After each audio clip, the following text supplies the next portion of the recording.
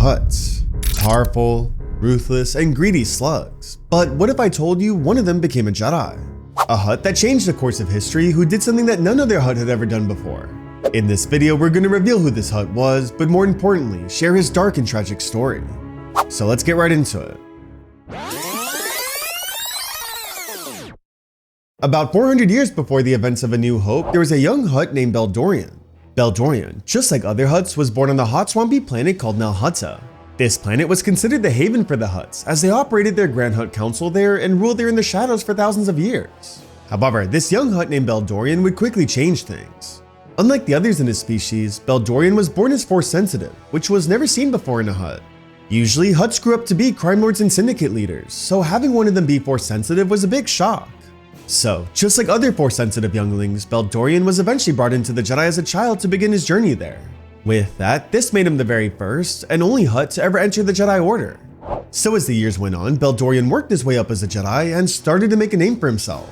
However, as he grew up, he didn't become like most Hutts. Usually when you see Hutts, you think of big lazy slugs, but Beldorion was the complete opposite. As he grew older, he became muscular, agile, and was highly skilled. Although we don't have many images of him, the best we could relate him to is a grown-up Rod of the Hutt who appeared in the Mandalorian and Grogu movie. Now on top of that, Beldorion also wielded a purple lightsaber. This of course was rare for a Jedi, as one of the only few people we know to use a purple saber was Mace Windu. So growing up, Beldorion traveled often with his master from planet to planet and in time started to really become a formidable Jedi.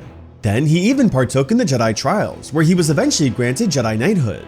With that, Beldorion became a Jedi Knight, and he was really headed on the right path. Or at least that's what everyone thought. One day, things would take a turn for him. At one point, Beldorion was dispatched to a planet named Namchorios, and when he arrived, he felt something pulling to him. Something unlike anything he's ever experienced. The dark side. This planet was pulling him towards the dark side, and Beldorion felt power unlike ever before. So, instead of returning back to the Jedi Temple, he chose to stay there on Namchorios permanently. He was tired of the Jedi way, and instead wanted to make his own name as king of that planet. So he did just that, and he was successful.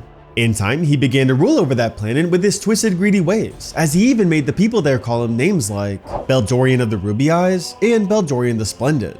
With that, his power was unstoppable. Nobody could match his strength and his rule, and well, he even enslaved all the people on that planet.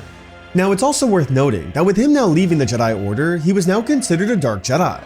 He wasn't a Sith, but not quite a Jedi either, making him a Dark Jedi. Kinda like Balin's Skull from the Ahsoka series.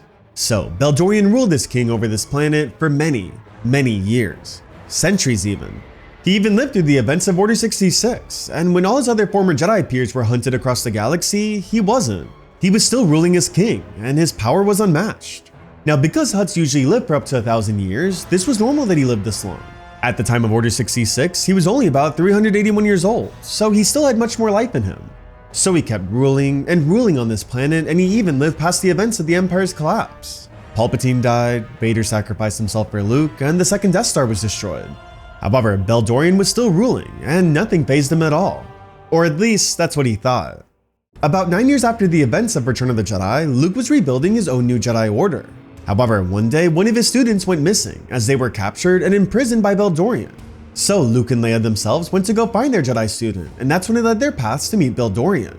From there, Beldorion and Leia entered a head-to-head duel, but Beldorion wasn't the same athletic skilled duelist he was centuries ago. Now he was weaker, and so Leia was able to overpower him and slash him right through his belly, killing him once and for all. With that, Beldorion was dead and Leia had won. Even more than that though, she finally put an end to his twisted, dark rule that lasted centuries.